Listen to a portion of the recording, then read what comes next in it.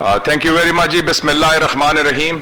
मैं सबसे पहले जमात इस्लामी और उनके कायदीन, स्पेशली मेरे साथी और दोस्त और कोलीग भी सेनेटर सिराजुल हक और लियाकत बलोच साहब तो हमारे नेक्स्ट डोर नेबर हैं मुस्लिम टाउन में, और 3 घर छोड़ के हम रहते हैं। और मेरे लेट वालिद साहब कर्नल अमजद हुसैन सैयद साहब जब भी वोट देने जाते थे तो वो लियाकत बलोच साहब को वोट देते थे, तो वो बड़ा इनकी कंस्टिट्यूंसी हमारे घर में है माशाअल्लाह। अल्लाह आपको भी तौफीक दे। Thank you very much.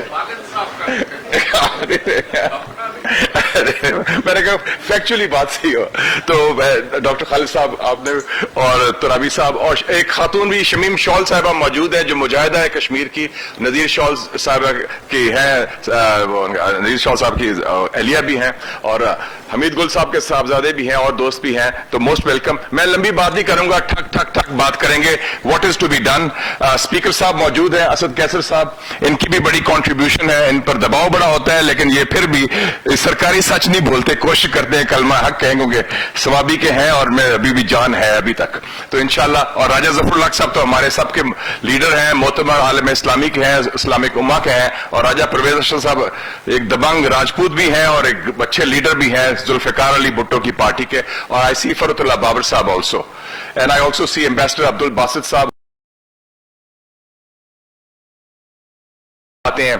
कायदे आजम से शुरू करता हूं मैं, क्योंकि कायदे आजम का जिक्र किया सिराजुल हक साहब ने। कायदे आजम ने जब पाकिस्तान की तहरीक शुरू की, और आजकल हम सियासत की बात कर रहे हूं, कायदे आजम के पास कोई फौज नहीं थी, कोई ISI नहीं थी, कोई बड़ा पैसा नहीं था, कोई एस्टेब्लिशमेंट नहीं थी, लेकिन कुव्वत ईमानी, अवाम की ताईद, एक सियासी जमात और किरदार, और उन्हें पाकिस्तान बनाया। आजकल हम अब पाकिस्तान के पास एक माशाल्लाह 6 लाख की फौज है, इंटेलिजेंस सर्विसेज इंटेलिजेंस है, इंटेलिजेंस एजेंसीज है, हम न्यूक्लियर ताकत है, और अगर हम कश्मीर का मुकदमा लड़ने में नाकाम रहे तो ये हमारी नालायकी होगी जिसको तारीख माफ नहीं करेगी। और गंडापुर साहब I agree with your suggestions, बड़े अच्छे सजेशंस दिए हैं। न्यूयॉर्क टाइम्स ने 2003 में लिखा था, मुझे याद है, जब इराक पर एक गैर कानूनी और गैर अखलाकी हमला कर रहा था, अमेरिका तैयारी कर रहा था, और पूरी दुनिया में डेमोन्स्ट्रेशंस हो रहे थे। उन्होंने कहा दुनिया में 2 सुपर ताकतें हैं, एक है अमेरिका और दूसरा है आलमी राय आमा।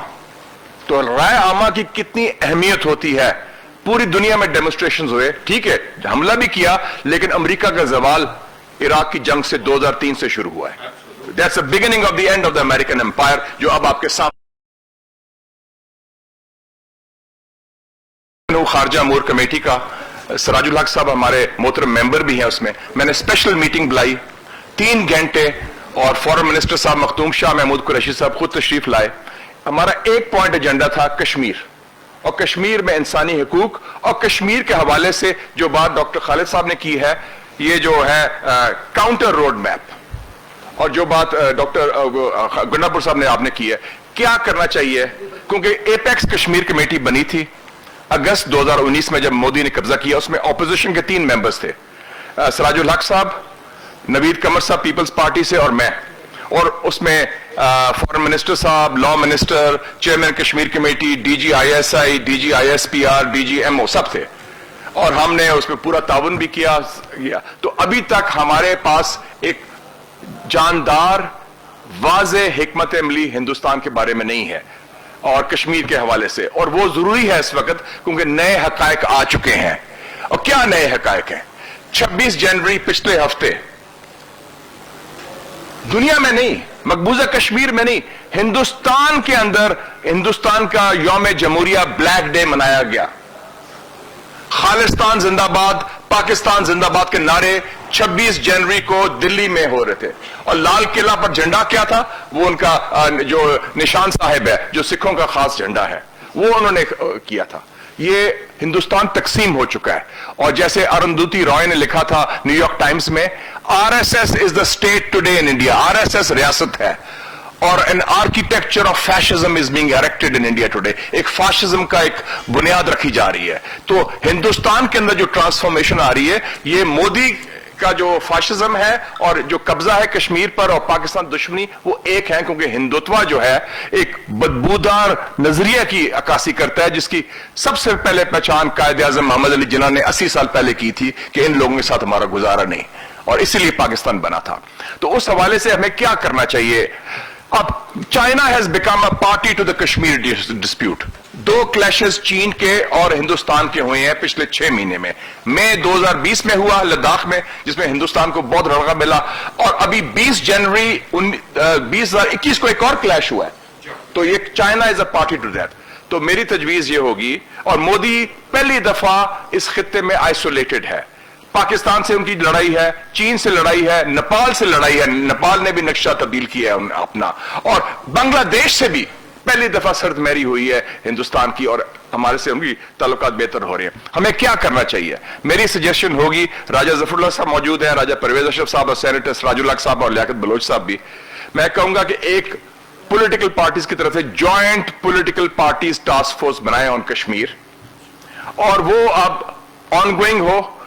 ایک تو کشمیر کا کاز زندہ رکھیں, اور کشمیری مقبول جو مظلوم کشمیری ہیں ان کی آواز اسلام آباد میں بنے, اور وہ اس کو پالیسی کو آگے لے کے چلیں. نمبر 1. دوسرا اس کا مقصد ہونا چاہیے joint political parties task force کا, اور اس کا سیکریٹریٹ کو میں جماعت اسلامی کو بڑی اچھی طرح جانتا ہوں. منصوروں میں بڑا اچھا سیکریٹریٹ ہے, یہ سیکریٹریل کافی اچھا چلا سکتے ہیں, اور منظم جماعت ہے. باقی جماعت تو گپ شپ ہوتی ہے, زیادہ منظم نہیں ہوتی اتنی. تو میں ریکویسٹ کروں گا سیکریٹریٹ جماعت اسلامی کا ہونا چاہیے اس میں. اور دوسرا ہے کہ جو انتخابات ہو رہے ہیں آزاد کشمیر میں, اس میں کسی قسم کی ریگنگ نہیں ہونی چاہیے, اس کے لیے بھی نظر رکھیں. اور یہ ٹاسک فورس کا یہ بھی مقصد ہونا چاہیے کہ ریگنگ کو روکے اور ریگنگ کو بے نقاب کرے. جو دھاندلی کی کوشش کی جائے کہ آزاد کشمیر کے انتخابات منصفانہ اور آزادانہ ہو, کیونکہ یہ ٹیسٹ کیس ہے. اس وقت کشمیر کا ایک واحد حصہ جو آزاد ہے وہ آزاد کشمیر ہے, جس کے وزیر اعظم سردار راجہ فاروق حیدر صاحب ہیں, بلکہ اور گلگت بلتستان بھی سارا. تو یہ آزاد حصہ اس وقت ہے, تو اس کی آزادی قائم رہنی چاہیے, اور اس میں کوئی گڑبڑ, کوئی پولیٹیکل انجینئرنگ, کوئی دھاندلی نہیں ہونی چاہیے آزاد کشمیر کے الیکشن میں. اور تیسرا پرپز ہونا چاہیے اس joint political parties task force کا کہ وہ ہیومن رائٹس کاؤنسل کے ساتھ, انٹلیکچوئلز لائک عبد الباسط صاحب کے ساتھ, واچ کے ساتھ. اور ایک ایشو صرف ایک پارٹی یا ایک شخص یا ایک حکومت کا نہیں, یہ پاکستان کا قومی ایشو ہے, اور کشمیر کا ایشو, سی پیک, نیوکلیئر اور اسرائیل ایسے ایشو ہیں جو سیاسی پارٹیز اور سیاسی وابستگیوں سے بالاتر ہیں, اور ہم اس میں قومی سوچ رکھتے ہیں, اور اس قومی سوچ کے تحت ایک قومی پالیسی ہونی چاہیے جس کو آگے لے کے چلے. اور انشاءاللہ مجھے امید ہے یہ کامیاب ہوں گے. میں مبارکباد دیتا ہوں جماعت اسلامی کو. پچھلے سال بھی انہوں نے انیشیٹو لیا تھا, وہ کووڈ کی وجہ سے کانفرنس انٹرنیشنل بلائی تھی, وہ نہیں ہوئی. تو میں حاضر ہوں as a full time idea man. کوئی پیپر تیار کرنا ہے, کوئی ریسرچ کرنی ہے, تو میں آپ کو سیکریٹریٹ کے لیے حاضر ہوں گا. تھینک یو ویری مچ, بہت مہربانی. اور کشمیر بنے گا پاکستان انشاءاللہ. بہت شکریہ جی جناب مشاہد سعید صاحب. اب میں درخواست گزار ہوں اپنے بہت ہی محترم رہنما قومی اسمبلی